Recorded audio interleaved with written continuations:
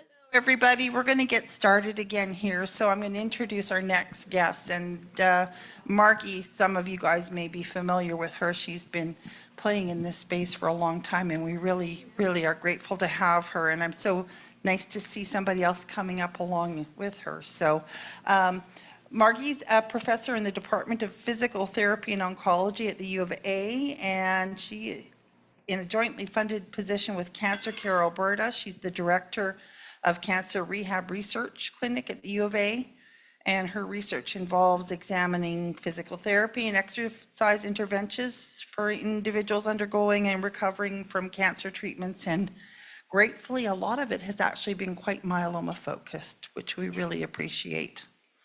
And then Leslie Ternes is an exercise physiologist and graduate student in the Cancer Rehab Research Clinic at the U of A, and her research interest is in exploring the effect of exercise on muscle mass, muscle strength, and physical function in individuals undergoing treatment for multiple myeloma. So I know many of you here have probably already done some work with the Alberta Cancer Exercise program. If you haven't, they're going to tell us all about it because, yeah, it's fantastic. So thank you guys, and yeah, looking forward to hearing more. I think we'll just switch. Okay, awesome. Thank you. All right. I don't need my glasses. All right, so thank you for having me here. Can everybody hear me okay? Yeah. So we titled our presentation, Tailoring Exercise for Multiple Myeloma, from ACE to Motivate. Those are my two homes, the Cross Cancer Institute and Corbett Hall at the University of Alberta. They're about 1,000 steps between each other, so I sometimes go back and forth on a daily basis and get my steps in, but my two homes for my work. So what I thought I would start with today was just give you a quick review of some of the evidence for the benefits of exercise. We're going to tell a little bit of a story, so we're going to share our research journey specific to studies that have involved individuals with multiple myeloma, so tell you a bit of a story of our journey. And then Leslie will take the podium, and she will talk about our last study that we did, and then our current study that we're doing called Motivate. And then at the end, we'll provide some resources for you in case you're interested on how to access some help for or support in exercise. So the American College of Sports Medicine in 2019 published some guidelines related to exercise in cancer. And really their main finding after looking at over 2,500 randomized controlled trials that have looked at exercise in cancer. That's amazing that there's that number of studies that have been done worldwide. And they concluded that exercise is both safe and beneficial at any stage of the cancer experience. So whether those studies were looking at pre-treatment, so after diagnosis, but before someone started treatment, and they did an exercise program to increase the fitness or preparation for that individual for upcoming cancer treatments to help them better withstand that cancer treatment, whether it was done during treatment, chemotherapy, radiation therapy, immunotherapy, whether it was done post-treatment, whether it was done in the survivorship phase, or whether it was with individuals who had advanced cancer who maybe were in remission, were on ongoing cancer treatments, kind of that chronic cancer setting where the individual is not necessarily cured. So all of them were safe and beneficial at any phase. They also looked at all the research evidence and they pulled it all together, and then they came up with some conclusions. And one of the conclusions they found was that they found strong evidence in support of the benefit of exercise for anxiety, depression, cancer-related fatigue, quality of life, physical functioning, and for those who had lymphedema related to their cancer, lymphedema as well. So what this meant was that they found enough research studies that were showing benefit, and that benefit seemed to be from exercise programs that involved either aerobic exercise, so kind of your walking, biking, kind of swimming, those kind of exercises 3 times a week, for a minimum of 30 minutes per session for 12 weeks, or from a combined aerobic exercise prescription with resistance exercise or strength training programs conducted twice a week for 12 weeks. So that's what they concluded in terms of what did the exercise look like that resulted in benefits. They found some moderate evidence for bone health, and this was largely from the resistance exercise programs. They didn't find that the aerobic exercise interventions actually made any changes in terms of bone health, but there did seem to be some early evidence suggesting benefit from kind of those strength training type interventions. They didn't specifically look at multiple myeloma though, so it was kind of bone health across a lot of different cancer types. In terms of sleep, again, moderate evidence supporting the benefit of exercise for sleep. In this case, it seemed to be more of the kind of walking type programs that were done on a daily basis for 30 to 40 minutes, so seemed to have some benefit in terms of sleep quality. So lots of evidence that we're seeing in the research literature. So these were their conclusions, and they came out with guidelines that were published in 2019, and there are also guidelines from Australia and from Europe as well. But again, exercise is safe and feasible during treatment, will help to improve physical functioning, fatigue, quality of life. And really their messaging is that individuals need to avoid inactivity and return to normal daily activities as soon as possible.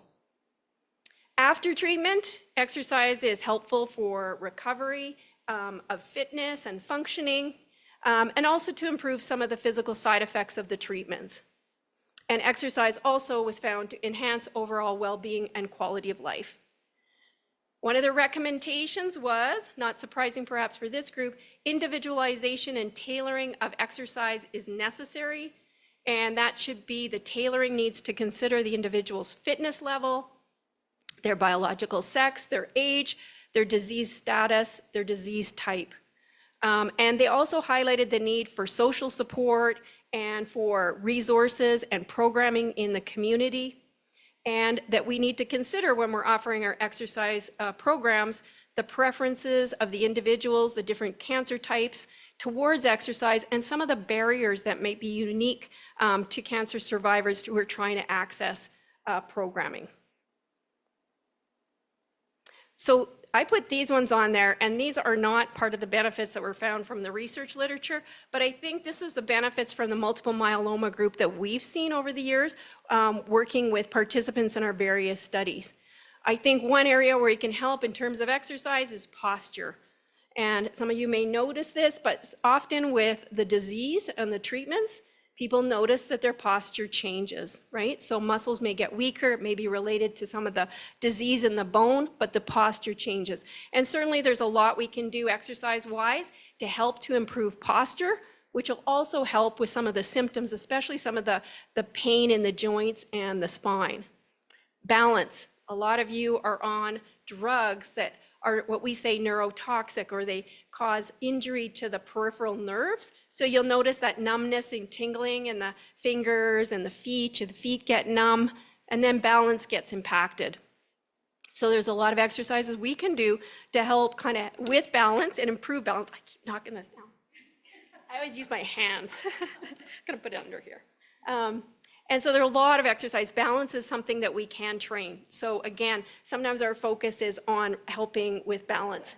And then the last one, muscle strength. And I think your group more than any really benefits from the strengthening exercises. And with the treatments, we often see a pattern of muscle loss that's very specific to the kind of treatments that you are receiving. So we see a weakness of the muscles around the spine. So sometimes that's what we're focusing on in our exercise sessions, to try to strengthen that. Again, helps you with your posture, helps to support the spine, especially if there is bony disease there. The other part is you often lose muscle mass in what we call the big extensor muscles. So in the gluteal muscles, in your big thigh muscles. And so again, a focus on those muscle groups in the program can help to keep you stronger, keep you able to do some of those functional tasks in your day-to-day life. So now we're going to go through a series of research studies that we've done, and I'll do the first two, and then I'll pass it on to Leslie for the second two studies. So the first one, and most of you may have heard of it, the Alberta Cancer Exercise study. Has anybody taken part in ACE? Oh, okay, quite a few. Okay, great. All right, good. So I'll give you a little history of ACE. So it was what we called a hybrid effectiveness implementation study. So really with this study, we were looking at two things. So we were looking at what's the benefit of the exercise program for the individuals taking part. So does it benefit their symptoms, their fitness, their quality of life, those kind of outcomes. We were also looking at implementation. So we were trying to build this program across the province of Alberta, offer programming in the community at different locations, and rolling it out over the province over a 5-year period. So that was kind of two focuses of this study. It was a 5-year study. You'll see with the dates, 2017 to 2024, took us a little longer. Initially, we were ahead of schedule, and then COVID hit. And so, of course, everything kind of went down for a couple of years, and then we've been back up and running, and we actually reached our target for our sample size February of 2023. So we finished the study for our primary outcome in the spring of this past year. So we're actually just looking at the data, and I'll show some of that to you today. It was originally funded by Alberta Innovates, and so we were funded to do 1,000 people across the province, and we actually reached that number in 25 months. So way faster than we had anticipated. So kindly, the Alberta Cancer Foundation gave us more money to keep our doors open and let us continue to roll out the program across the province. So they gave us more money to support us for the 5 years. And then more recently, the Canadian Institutes of Health Research gave me some money to look at the sustainability of the program. So their interest was, what happens to the program when the research study is done? And how does it survive? And so they've given me some money to just look at that and monitor what's happening in the different sites. Do they keep the programs going? What do the numbers look like? How do patients do? Are they still getting the same benefit from the program? So we're still kind of have a little bit of a research component, even though the main study is now done. So where is ACE happening? So ACE was happening initially in 7, we call it urban centers in the province. So initially, we were doing Edmonton, Calgary, and Medicine Hat, and that's when we reached our 1,000. And we hadn't even opened Lethbridge and Red Deer or Grand Prairie at that point. So we were at 7 different sites. You can see there's only 5 there now because that's where we're offering it, but 7 sites initially. So Grand Prairie, Fort McMurray, Edmonton, Red Deer, Calgary, Medicine Hat, and Lethbridge. So before COVID, that's where we were offering the program. And then with COVID and another study that we started, which is a national study looking at offering exercise programs to kind of smaller communities and rural and remote settings called Excel, we moved our actual Fort McMurray and Medicine Hat programs to that research study. It was a better fit. So we kept with the 5 main centers in Alberta. So we've had 2,918 individuals from across the province take part in the ACE program. That's up until the end of June, so we'll be definitely over 3,000 with our fall intake. 2,570 participated in the effectiveness implementation study, and 348 participants over the year from the spring of 2023 to the spring of 2024. So if you have a minute, ACE, what does it look like? So we have different kinds of exercise programming. In most of our community sites, we do over to the left-hand side there. We did this kind of group kind of exercise class. So that would be at our YMCA sites or our community fitness facilities across the province. So probably the most popular type of program delivery mode, where there's an instructor who's leading the class in the front, and then people have, you can see in that picture, they have a chair beside them, which they can use either for balance or if they need to sit down and do their exercises seated, they can, and they follow the exercise that the instructor is leading. And usually she provides different levels of exercise so that she can accommodate the different levels of fitness in the class. The virtual group classes we introduced in COVID, we had to do a quick flip over to virtual. And so very popular during COVID, and individuals were joining us from their home for a group exercise class through our Zoom connections. And then the third one is the group personal training, and that's actually only done here in Edmonton at our Wellspring Edmonton location and at Corbett Hall at the University of Alberta. And that's where individuals will follow their own program. So I have a clipboard with their program on it, and they'll go at their own pace. So they might start with working on the treadmill or doing the bike, and then they'll go to the weight machines, and then they might do some free weights and then some body exercises. So in that case, they're following kind of their own program rather than following a group class. So this is just some data to show you kind of the overall results from the hybrid effectiveness implementation study. So some figures to kind of give you a sense of what the study looked like. So you can see in the circle here, that largest area in the pink represents breast cancer. So 45% of the individuals coming into the ACE program had a diagnosis of breast cancer. That was followed by the hematological or blood group, which includes multiple myeloma. So that was number 2. And then followed by prostate cancer, colon cancer, and then head and neck cancer. 70% females taking part in ACE during COVID went up to about 80%. But since we've been back in person again, we're getting kind of that 70-30 split again. The mean age is around 58 years, with a range of actually 18 to 91 years of age have taken part in the program, so a good range. Interestingly there, 71% of individuals taking part in the ACE program are working age non-retired Albertans. So when we look at the average ages of cancer in the province, we're about 9 years younger. So we're getting a slightly younger demographic kind of coming in to the ACE program. Over here with the stage of cancer, and this was probably something that we were really surprised by. When we were planning the ACE program, we actually involved individuals with cancer in the planning of the program, and they wanted it to be open to all cancer types and all stages of cancer. So initially with all of our exercise studies and a lot of the research evidence, they always excluded individuals who had advanced cancer. That was very common for randomized controlled trials. So if you had stage 4 cancer, or you had any spread to the bones or any other locations in the body, you wouldn't be eligible for the research trial. So when we met with our patient group and they wanted that, it went back to the oncologists who said, sure, let's do this. Let's make it open to all stages of cancer. However, if you have somebody with advanced stage cancer, we want it to come back to us for approval before that person goes in the program. And I should mention the other thing that the patients wanted was the self-referral option to the ACE program. So they didn't want to have to go through their doctor to get access to the program. So that was something that was brought forward by our patient advisors. And again, the oncologists agreed with that, with the understanding that anybody who was screened at high risk would come back to them just to make sure that it was safe and appropriate for them to take part. And so a lot of our screening and our testing and that is to look at what are the risks around exercise. For most people, the risks are low, but there are some people where it may be too high, and maybe a community setting is not the best place to exercise. Maybe that individual needs a little more supervision when they're exercising. So those are some of the discussions that kind of happen with the oncologists.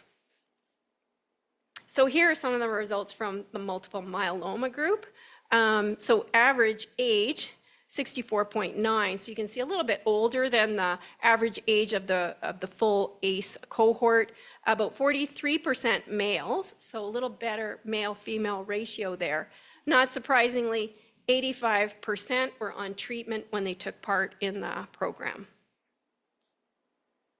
So a total of 98 people from across the province took part in the hybrid effectiveness implementation study, so that's pretty good. 94 completed the program. So our completion rate for ACE is about 91%. This is 96%, and we haven't looked at all the different tumor groups, but for this presentation, I looked at the multiple myeloma group. I think this is going to be the best completion rate. That is amazing. You know, really. And then attendance at exercise sessions, 82.4. So for the full ACE cohort, it's about 77 to 78%, so still a little bit better there. And I'll talk a little bit more about attendance because in the last couple of years, it's even been better than that. And this was just some of the testing results. So I just pulled out some of them to show you. So one of the tests, and some of you have taken part in ACE, you'll remember this test well, the 30-second sit-to-stand test. So for that test, we have individuals sitting on a chair. So you'd be sitting on a chair, and then you have to stand up all the way, and you have to sit back down again and back up again as many times as you can for 30 seconds. So at the start of, before doing the exercise program, the average for the multiple myeloma group was 13.7 sit-to-stands in 30 seconds. At the end of the program, when they were tested again, the average was 16. And so that's a difference of 2.3. And our target for ACE was 2, because if we can increase your ability to do 2 more sit-to-stands, we know that has a positive impact on your function and your quality of life. So really good. So we exceeded that target with the multiple myeloma group. Second test was the 6-minute walk test. So again, a lot of you remember that, the hallway walk test. So you're in a hallway and the distance was either 25 or 30 meters and you go back and forth and you try to cover as much distance as you can in 6 minutes. So again, at the start before the program, on average 495 meters. After the program, 548 meters. So 53 meter on average increase in the walking distance. Our goal here, our target here with ACE was 30. So this is excellent and just gives an indication of improvements in kind of cardiovascular functioning or the functioning of your heart and lungs. So really good results there. And the last one I pulled up was one of our quality of life outcomes that actually we have lots of good ACE or Alberta data on this, this outcome measure where we have norms for general healthy population and we have norms across different disease groups. So it gives us an opportunity to kind of look at where a group will sit. So for most of Albertans, we'll be somewhere around 75 to 80. So you can see those individuals with multiple myeloma were about 63.9%. Reporting for that quality of life outcome at the beginning, and then 67.4 at the end. So an improvement of 3.5. We don't really know what that means exactly, but definitely an improvement in quality of life. So some of the lessons that we've learned from working with the group with multiple myeloma. So one of the things too with an implementation study, which is different from other studies where we set kind of the methods of the study and then we stick with them all the way till we're finished. With an implementation study, you look at the data after certain time periods and then you try to make changes to improve the implementation of the program. So at different time points, we looked at that. So one thing we found with the multiple myeloma group was the reach of the program. We weren't reaching all kind of people with multiple myeloma. People needed to be able to drive into the site, or they need to have somebody who could take them to a location. So we were already starting to think, how could we offer services to individuals who weren't able to necessarily commute into a program? I mentioned about attendance at sessions. So after we looked at the first kind of 1,000 that came through the ACE program and we looked at the different tumor groups and the attendance, we found that the multiple myeloma group had a lower attendance. At that point, they were around 69% on average. And so we were like, okay, what's going on? Like, why is the program not helping them? So they're not coming, like what's going on? And actually what we found out was it was largely around appointments. So if you had your exercise class on Tuesday and Thursday at the Y at 11 o'clock, and then you had a medical appointment, then you're gonna go to your medical appointment and miss your exercise class, that kind of thing. Also down days, so a lot of people were on treatment and they would just have a day where they just didn't feel up to going or they didn't wanna drive. And so we started to think, okay, maybe we should offer people programming that's a little more convenient so they could change their timing. So we started encouraging people in Edmonton anyway to come to Corbett Hall or to go to Wellspring, where we could offer some flexibility in times and appointments. So if you didn't feel well on a Monday, you could come on a Tuesday. If you had a doctor's appointment on Thursday, you could come on Friday. And that seemed to help with the attendance. The other thing we found was individuals who had gone through a stem cell transplant seemed to have more issues coming into the program, and they didn't seem to get the same benefit, at least symptom-wise, than we were seeing in the other folks. And so again, kind of made us think, okay, what's going on? We know stem cell transplants, big hit to the body. Maybe we need to consider the program. Maybe they need longer to recover or a different kind of support. So we started to look at some of these issues. So that led to the next study, which I think some of you might have been in, which was called My Progress. So this was a study where I was fortunate again to have a graduate student, Graham Purdy, who was doing his master's degree with me and had an interest in multiple myeloma. He'd been working with the patients in ACE at Corbett Hall. And really we were looking again at that reach. What can we do to reach more people, make the program more accessible? And so at the same time, we were fortunate to be involved with a group that was looking at chronic disease, all different kinds, pulmonary rehab, cardiac rehab, the liver transplant group and that. And we all got together, we had similar issues. We have some people where they're not well enough or not able to commute in for in-person programming. So we started to already look at what are the options for offering services virtually. And so we decided to look at developing an e-health application to deliver for home. So this was before COVID. Oh, we didn't know what was coming.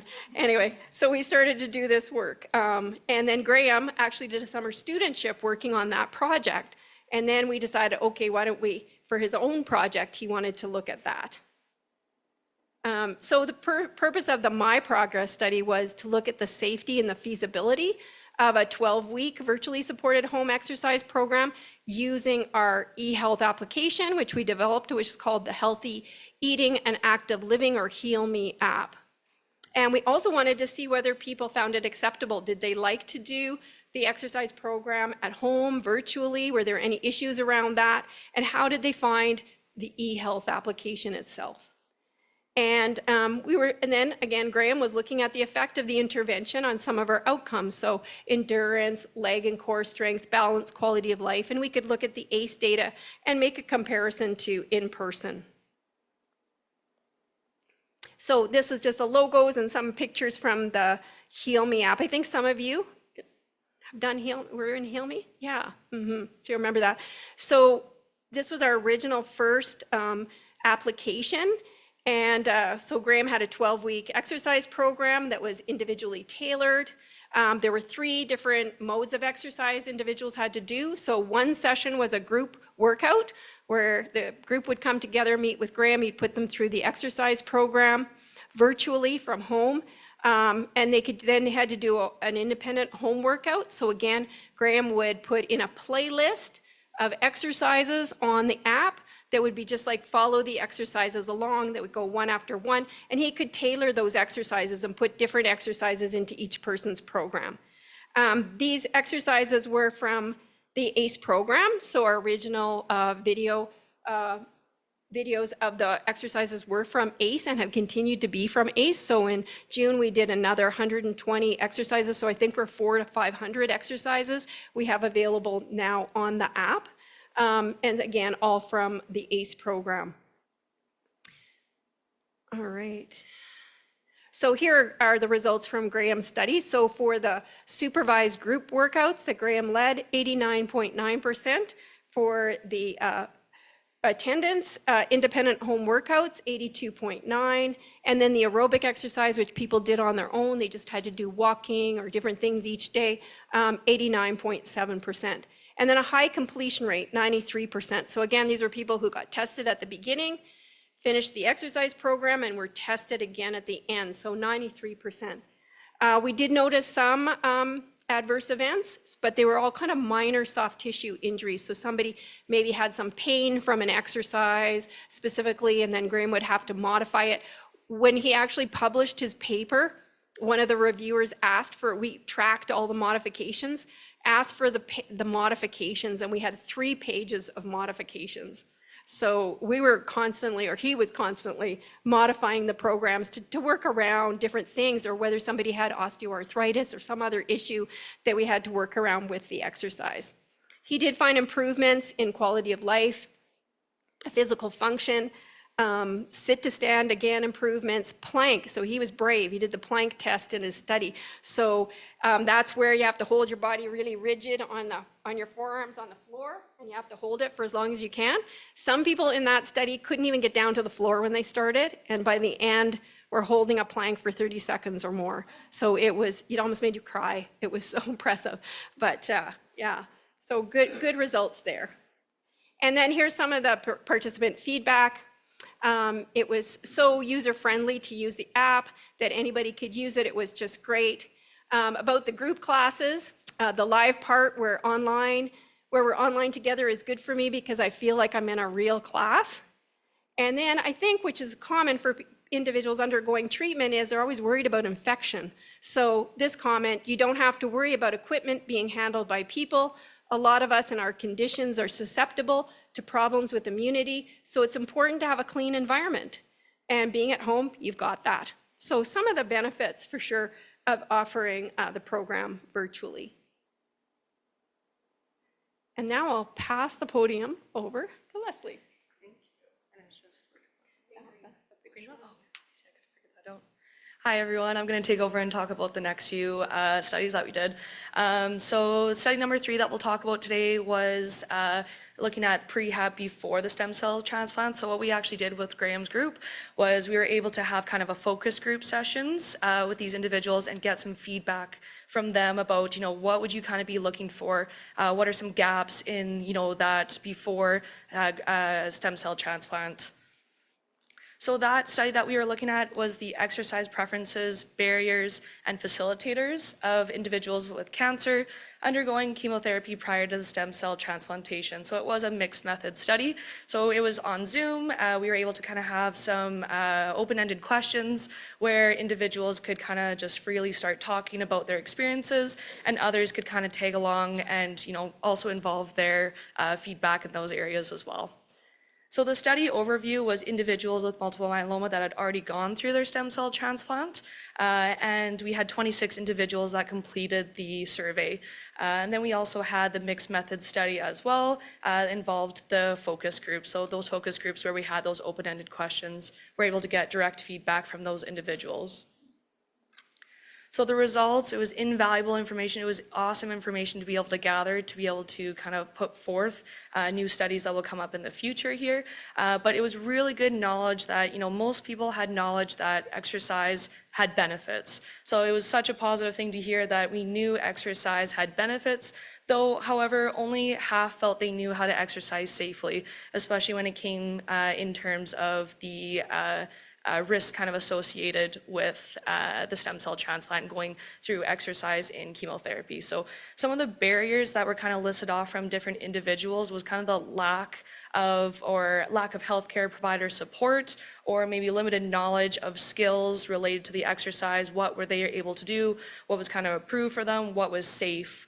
And then the last one there would be kind of the emotional toll related to chemotherapy as well. So those were kind of the barriers that we looked at and that we found from individuals. We also had a lot of facilitators that came up as well. And the biggest one being that, you're surrounded by so many great people that you felt well supported in this area. So whether that was from family and friends, a spouse, a significant other, whatever it may be.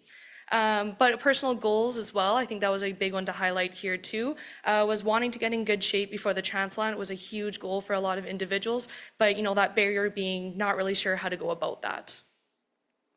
So findings that we found, so direct information from our patient group, our participant patient group from the focus group, was looking at what would be an ideal stem cell transplant prehab process. So if we were to do a prehab process, some sort of rehab before the actual stem cell transplant, what would that kind of look like? And these are some of the things that we found to be kind of, those most important. So one of them being mild to moderate intensities for those individuals for both aerobic and resistance training exercises. So a lot of times we go on, a scale of 1 to 10, 10 being max effort, the hardest you could possibly work, 1 being, really easy, just woke up from a nap, laying on a couch kind of thing. We don't want to exhaust individuals and have them go home and have no energy or anything like that. So looking at like a 3 to 5 kind of max kind of areas there for how hard they're working on that moderate scale.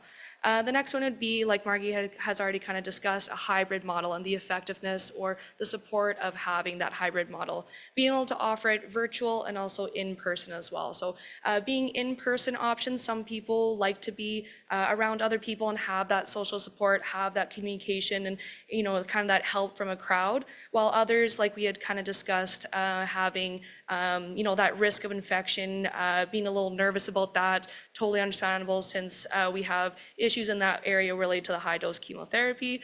So having that virtual method as an option as well. We didn't want a barrier to be kind of associated with, having to travel in, whether or not you have transportation, whether it might be bus or relying on someone else, and also the appointments that we talked about as well.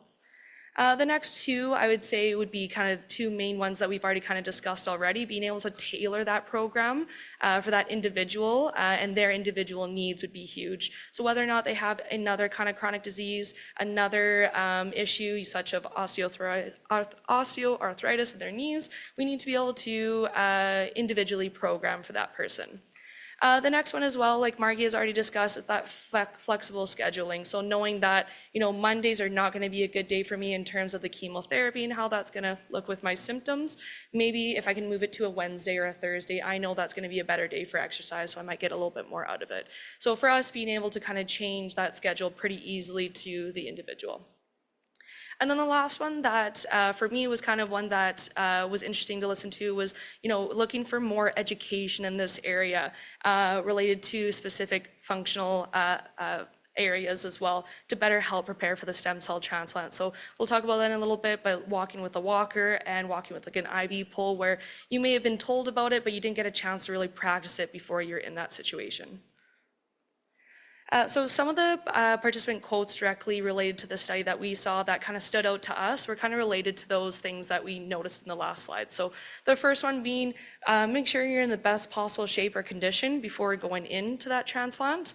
That would be to me the most beneficial and trying to keep it up in the hospital. So knowing that we know this is a benefit, we know this is a goal for a lot of individuals, but we're just not sure exactly how to actually reach that goal yet. Then the next one, make available a walker for people who may need a walker, and some of us may not be familiar how to use it.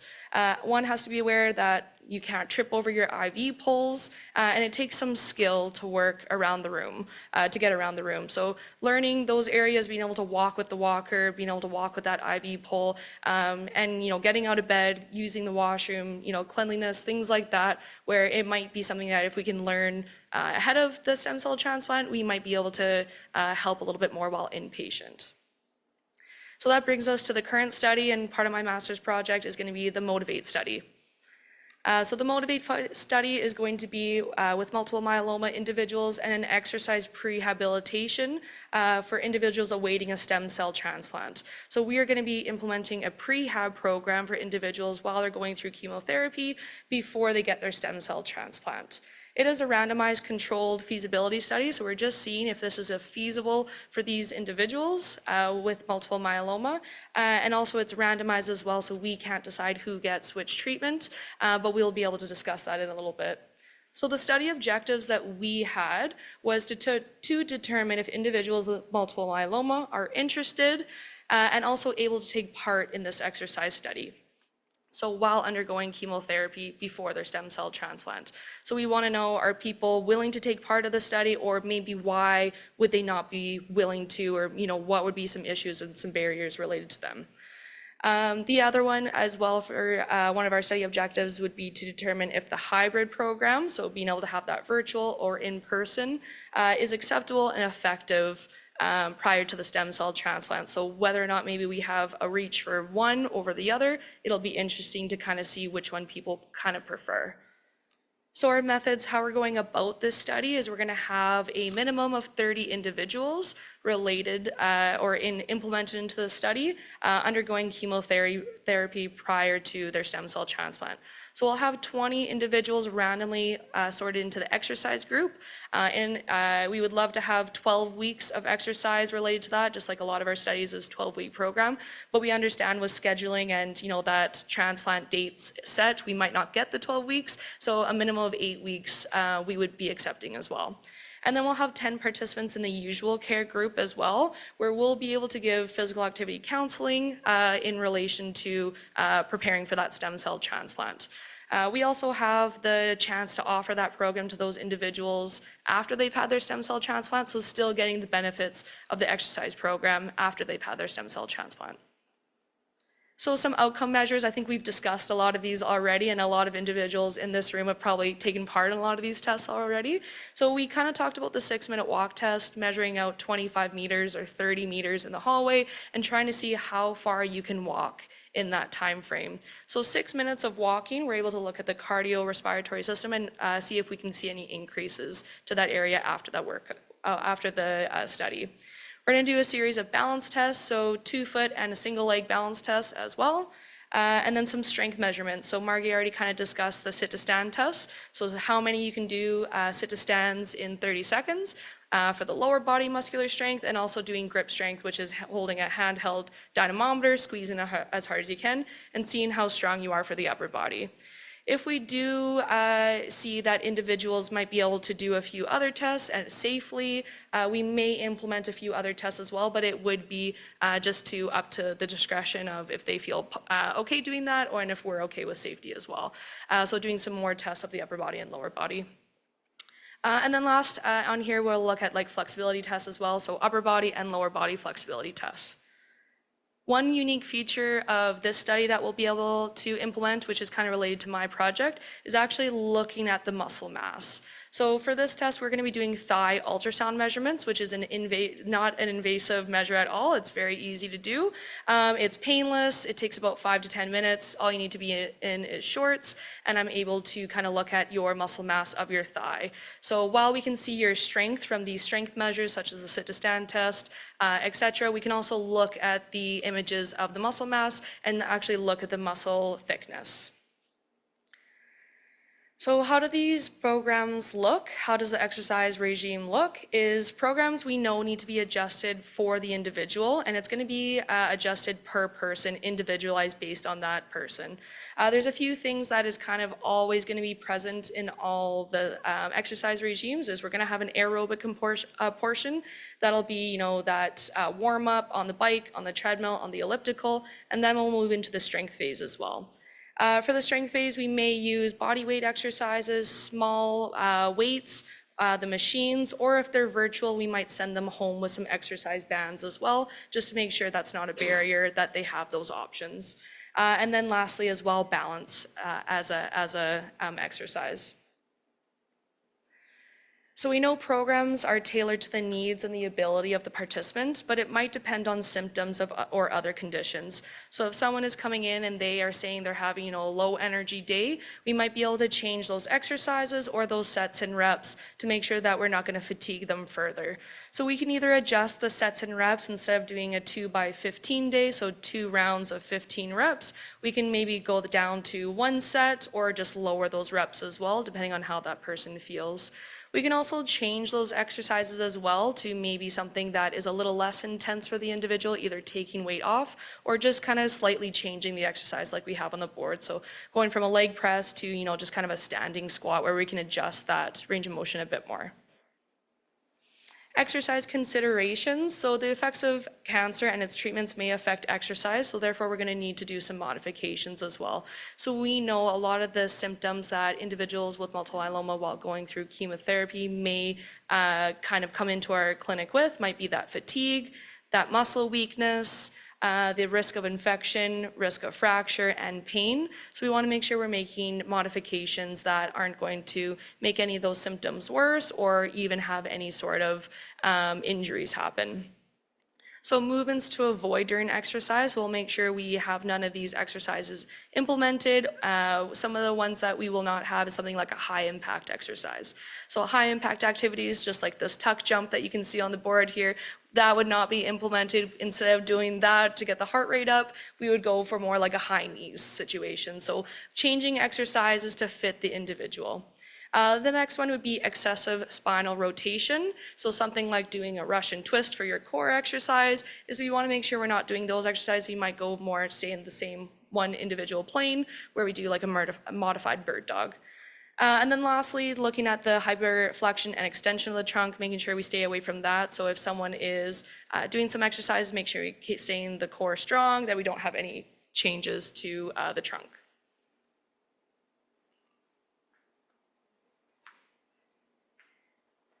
Right, and we thought we'd just finish with giving you some exercise programming resources in case you don't know kind of what's out there to support you in terms of exercise. So Wellspring Alberta and Wellspring actually across the country do have exercise and educate classes, and so they are free and they are online. So and there's Wellspring has all of their information on those programs on their sites, but you can access that. So if you do want any support in terms of exercise and learning more about exercise, they have an excellent program that they offer and lots of different times.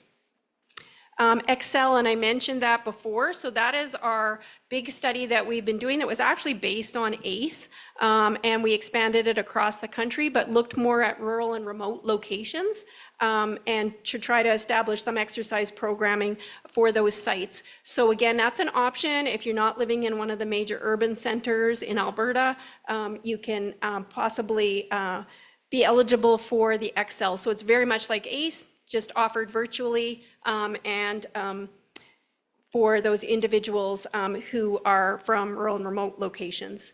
And then ACE, and so ACE is still running, and so we do have our fall intake right now, so we have another week before programming starts. So if you haven't taken part in ACE and you would like to, you certainly can, and we do have some subsidized maintenance programming as well. So there is a small cost to that, but it's subsidized by our donations.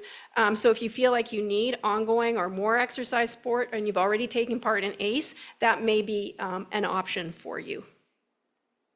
And I've had lots of support for all the different studies that I've had. So these are some of the partners and the funders that have helped us with our different research studies, and a special thank you to all the staff with the ACE program and with the Cancer Rehab Clinic. And we're happy to take any questions. Okay. Just quickly, because fitness is something I really have been into, and just recently I've had to start using a walker. But I want to be part of some program. You flip through a lot of them really quickly at the end. Are we going to have access to that info? Is someone going to online? Is it going to be on the myeloma site where all those exercise things you just talked about? I can send that to you. Yeah. If you actually, if you go and you just look up Alberta Cancer Exercise, Okay. we have all the information on the programs, including Excel on there. So that's another way for you to, if you need to access. Can you go back to that slide actually and keep that the red button? Yeah, maybe I'll take a picture. Yes, like the Oh, you want the ACE one? yeah, because that is the ACE like kind of like the hub. Yeah, like we have everything on there for the with the ACE program, but we also have, if you live in a rural remote location, then there's the Excel and the contact for Excel. We are also a hub for Excel as well. So if you phone us, we would just direct you into which program, you would be most suitable or you might be eligible for. I'll take a picture in 1 second, but I'm just wondering, you said they're doing an intake right now for ACE? yeah. So to access then we'd go online and just pull it up and then look for an option to be a part of a program? Is that the Yeah, so idea? for ACE, you can just give us a phone call. You can just give us a call. A call? So, yeah, Okay. so the number's there you're in Edmonton, I assume? No, Calgary, actually. Oh, you're in Calgary? Then you would need to call the Calgary number or email that Calgary contact. Okay, perfect. Thank you. To start, you can just call and that's it, or you need reference from the doctor. How how it works? Yeah, so with ACE, you don't need a referral from a doctor to come into the program. If you are anybody with multiple myeloma, we do have to go back to the oncologist and get permission for you to take part, but we take care of that for you. So you can self-refer. We go back to the oncologist, then we have just a quick discussion.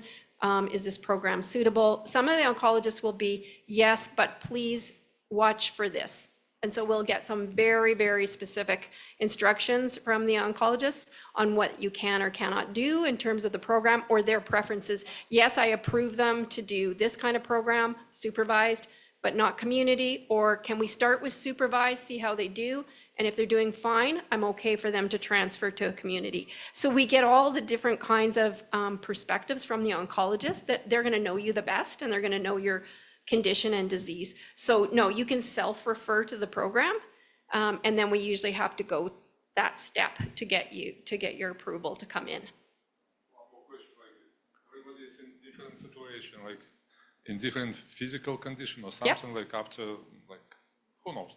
Are you doing some check for everybody or everybody going in one group and doing the same stuff and Yeah. how it works? Yeah, and so are you based in Edmonton or Calgary? Edmonton. You're Edmonton? Yeah. So, we do test you to see where you're at, and then your program is based on your findings of your fitness test. So your program could look very different from the next person beside you. Right now in Edmonton, we just have for this fall, because it's funded by donations, so we have enough donation money, we're actually funding Wellspring, the Wellspring site and Corbett Hall, and 2 virtual classes. So that's what we have funding for. So in that case, you would be doing more of a personal training kind of program if you were coming in person. When you're doing the virtual or one of the group classes, there's always 3 options for exercise that are shown. So a harder option, a middle option, and then an easier option. And then we have monitors on the call that are watching you to exercise. And so they may come in and say, hey, we think you should do this version versus that one. And the same thing with the testing, we'll kind of give you some guidance that way. Does that answer your question? Hang on, just hang on. It's just because our virtual people can't hear you. Yeah. So then my question, being new to all this, but it's really high on my priorities, is it better to go through the ACE and call that number, or do I go through Wellspring, which I just recently learned about, right in Calgary, right? Yeah, so Wellsprings, yeah, both Edmonton and Calgary have locations for Wellspring. So you would have a choice to do either. If you do the ACE program in Calgary, it's the same people who actually help run the Wellspring, so same as Edmonton here. Okay. So it's the Wellspring program is run by the ACE people. So in Calgary, it's the exact same thing. So it's Dr. Koulos Reed and her team in Calgary run the exercise programming at Wellspring. And here it's the people who work with me run the ACE program at Wellspring Edmonton. Okay, so step 1, called the ACE, right? Yeah, I would say call ACE, because the other thing when you have multiple myeloma, so you're going to have an exercise physiologist like similar to Leslie, who's going to do all the screening and doing the testing. And then they will talk to you about what they think is the best program for you in terms of, location or how much supervision you need. Yes, thank you. Any other questions? Okay. I think, is it Laura Lee, Bev? Who do I pass this over to now? Either of you? Both of you together? You can do it, Bev. Bev likes to talk. Bev, you've been well told. I don't like to talk a lot. I guess I would just say thank you guys for all the wonderful information. And if we could just leave that slide for a bit so people can take a photo if they need to. And that's it, I guess, right? Do you have, thank you. Do you have your, And if anybody knows that they would qualify for Motivate, you can come up. We have some brochures. So if you know you're going to be having a stem cell transplant, Yeah, if you know you're going to be having a stem cell transplant and you would like to do the prehab, please come in and take a pamphlet. This is great, by the way. That last is great. I mean, they're all fantastic. And I hope it continues forever. Yeah,